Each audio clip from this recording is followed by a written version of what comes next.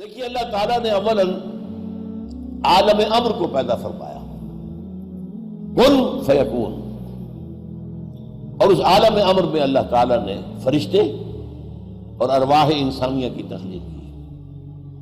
الارواح جنود مجندہ، لشکروں کی شکل میں تھی۔ آدم سے لے کر آخری انسان جو آئے گا دنیا میں قیامت سے پہلے، سب کی روحیں موجود تھیں، ہم سب موجود تھے۔ سمجھ رہے اس بات کو؟ تبھی اللہ نے عہد لیا تھا، الست بربکم قالوا بلا، کیا میں ہی تمہارا آقا اور رب نہیں ہوں؟ ہم سب نے عہد کیا تھا، یقیناً پروردگار تو ہی ہمارا رب ہے۔ ہمارے اس دور کے بہرحال معروف مفسروں میں سے مولانا اصلاحی صاحب، میں نے ان سے استفادہ بھی بہت کیا ہے، لیکن پھر اختلاف بھی میرا شدید ہوا۔ رجم کے معاملے میں انہوں نے جو رائے اختیار کی، اس کے بعد سے پھر میں نے اپنا تعلق ان سے منقطع کیا کہ وہ اہل جو منکرین حدیث کے موقف اختیار کر لیا انہوں نے یہاں لکھا ہوا سورہ اعراف کی تفسیر میں، یہ عہد انسان کی تخلیق سے قبل عالم غیب میں لیا گیا۔ میں نے کہا مولانا یہ جملہ تو مہمل ہے، کیوں؟ میں نے کہا جو پیدا ہی نہیں ہوا اس سے عہد کیسا؟ یہ عہد انسان کی تخلیق سے پہلے عالم غیب میں لیا گیا۔ سوچنے لگے، میں نے کہا ورنہ یوں ہونا چاہیے، یہ عہد اجساد انسانیہ کی تخلیق سے قبل ارواح انسانیہ سے لیا گیا۔ کہہ رہے ہاں ٹھیک کہتے ہیں، اللہ کا شکر ہے کہ انہوں نے مانا۔ ایک افسوس یہ ہے کہ ان کی تفسیر میں اب بھی وہی بات چھپ رہی ہے، جو شائع کرنے والے ہیں انہوں نے اس میں درستی نہیں کی۔ یہ عہد کر کے ہم دنیا میں آئے، اس کے کچھ عرصے کے بعد وہ جو نور پیدا ہوا تھا، سٹل نور، جس سے کہ ارواح اور ملائکہ پیدا کیے گئے۔ حدیث یہ ہے حضرت عائشہ کی، ان اللہ خلق الملائکہ من النور۔ اس کے بعد بگ بینگ وہ آپ کو آج معلوم ہے، بہت بڑا دھماکہ ہوا، اور اس دھماکے کے نتیجے میں اسی نور میں ناری ذرات پیدا ہوئے ہیں، آگ کے ذرات، ٹریلینز ڈگری فارن ہائٹ ان کا ٹیمپریچر، اور دوڑ رہے تھے، بھاگ رہے تھے ایک دوسرے سے، فوٹونز کہلاتے ہیں۔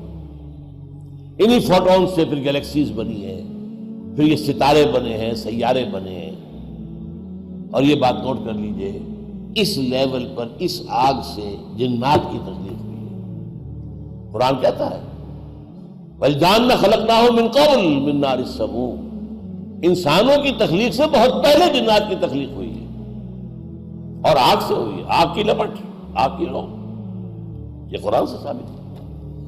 اس کے بعد جب یہ ٹھنڈے ہونے شروع ہوئے کرے، اور ہماری یہ زمین ٹھنڈی ہوئی، اس میں سے بخارات نکلے، نتیجہ کیا نکلا کہ فضا پیدا ہو گئی، گیسز اسی زمین سے نکلے ہوئے، اور نمبر 2 سکڑ گئی، کہیں اونچی کہیں نیچی، پھر ہزارہ برس تک بارش ہوتی رہی، اور یہ بڑے بڑے سمندر وجود میں آ گئے۔ اور یہ بھی قرآن کے اندر مذکور ہے، کان عرشہ علی الماء، اس وقت تک ظاہر بات ہے کہ دنیا میں کوئی اور مخلوق نہیں تھی، کوئی حیوان، کوئی سمندری، کوئی مچھلی، کوئی انسان، کوئی جانور، کوئی کچھ نہیں، زمین اور پانی، زمین اور پانی۔ وَكَانَ عَرْشُهُ عَلَى الْمَاءِ، وہاں سے پھر انسان کی تخلیق کا عمل شروع ہوا۔ سائنس اور قرآن دونوں اس پر متفق ہیں کہ انسان پیدا کیا گیا مٹی سے، اس میں کوئی اختلاف نہیں۔ The clay, the crust of the earth۔ اب اس کو چھوڑ دیجئے کہ وہ کن مراحل سے گزر کر آیا، یہ کہ جو احادیث سے ہمیں کچھ معلوم ہوتا ہے کہ تمام جتنے بھی بر اعظم تھے ان سب سے مٹی لے کر اللہ نے آسمان پر پھر یہ کہ وہ گارا بنایا، اس گارے کے اندر پھر جب وہ کچھ مادہ ڈالا جو کہ آرگینک تھا، اس کے اندر جو ہے فرمنٹیشن ہوئی، تو قرآن کہیں کہتا ہے تراب، کہیں کہتا ہے تین، کہیں کہتا ہے تین لازم، کہیں کہتا ہے صلصال من حمأ مسنون، یہ 4-5 الفاظ استعمال کیے قرآن۔ بہرحال اس کو چھوڑ دیجئے کہ سائنس کیا کہتی ہے، لیکن ایک بات یہ ہے کہ مٹی سے تخلیق ہوئی۔ جب یہ ہیولہ تیار ہو گیا آدم کا جسمانی ہیولہ، تو آدم کی روح لا کر پھونک دی گئی، اور یہ آدم ہوئے اب علیہ الصلوۃ والسلام، یہ اللہ کے نبی ہوئے، اور ان کو اللہ نے زمین کی خلافت عطا کی۔ یہ چند باتیں جو ہیں، یہ چاہے آپ میٹا فزکس کی بات کہیں اس سے، چاہے ویلٹن شاؤن کی بات کہیں جرمنی اصطلاح کے اندر، یا جو ورلڈ ویو ہے اس کو کہیں، یا قرآن مجید کی حکمت کہیں، وہ جو مولانا روم نے شکوہ کیا نا، چند خانی حکمت یونانیہ، حکمت قرآنیہ راہم بخام، کب تک تم یونانیوں ہی کے فلسفے کو پڑھتے رہو گے، ارسطاٹل کو اور پلیٹو کو اور پلاٹونائزر کو، ان کو پڑھتے رہو گے، کبھی قرآن کی حکمت کو بھی پڑھو۔ پر اس انسان کو اللہ تعالیٰ نے دو علم عطا کیے، یہ اصل ہے بات جو سمجھنے کی، اور جہاں یہ ذکر ہے حضرت آدم کی تخلیق اور انہیں خلافت دیے جانے کا، سورہ بقرہ کا 4واں رکوع، شروع میں ایک علم کا ذکر ہے، وَعَلَّمَ آدَمَ الْأَسْمَاءَ كُلَّهَا، آدم کو سارے نام سکھا دیے اللہ نے۔ یعنی نام کن چیزوں کے؟ نام کچھ چیزوں کے ہوتے ہیں نا، میٹیریل تھنگس، اس کا کیا نام ہے، اس کا کیا نام ہے، میٹیریل ورلڈ جو وجود میں آنے والی تھی، اس کی تمام چیزوں کا علم آدم کو دے دیا گیا، لیکن دیا گیا کس شکل میں؟ جیسے آم کی گٹھلی میں پورا آم کا درخت ہوتا ہے تو صحیح نا، لیکن یہ وجود میں تو آئے گا، ذرا وقت لگے گا، یہ گٹھلی پھٹے گی، 2 پتیاں نکلیں گی، پھر وہ آگے پودا بنے گا، پھر کئی سال لگا کر وہ درخت بنے گا، پھر آم آئے گا نا۔ ایک آدم میں امر ہے، وہاں وقت کوئی نہیں لگتا، نو ٹائم انوالوڈ، انما امرہ اذا اراد شیء فانما یقول له کن فیکون، نو ٹائم۔ لیکن عالم خلق کے اندر وقت لگتا ہے۔ رحم مادر میں بھی بچہ جو ہے 9 مہینے لیتا ہے، تب وہ انسانی شکل میں آتا ہے۔ آم کا درخت بھی کچھ سال لے گا، تب وہ آپ کو پھل دے گا۔ عالم خلق میں ٹائم انوالوڈ ہے، اور آسمان و زمین کی تخلیق 6 دنوں میں۔ ابھی دن کون سے ہیں؟ یہ تو ہم سمجھ نہیں سکتے۔ یہ دن یونیورسل ڈیز، ایک تو ہمارا دن ہے، سورج کا، ہماری زمین کا ایک چکر جو 1 دن ہو گیا، لیکن یہ کہ اس پورا ہمارا جو ایک سلسلہ ہے سولر، اس پورے سولر سسٹم کے دن کو کیا ہوگا، جبکہ یہ پورا سولر سسٹم ایک چکر مکمل کرے، اس کا 1 دن بنے گا۔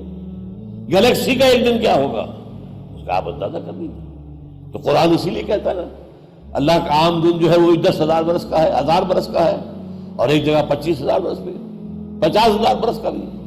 بہرحال اس میں جو تخلیق ہوئی، تو پھر آدم کو ایک آنکھ تو یہ دے دی گئی دنیا کا علم حاصل کرنے کے لیے، اور دوسری آنکھ دی گئی وحی سے استفادے کے لیے، وَإِمَّا يَأْتِيَنَّكُم مِّنِّي هُدًى فَمَن تَبِعَ هُدَايَ فَلَا خَوْفٌ عَلَيْهِمْ وَلَا هُمْ يَحْزَنُونَ۔ یہ دو اللہ تعالیٰ نے علم کے شعبے انسان کو ابتدا میں دیے، اور ان دونوں کے ساتھ انسان نے قدم بقدم آگے بڑھنا شروع کیا۔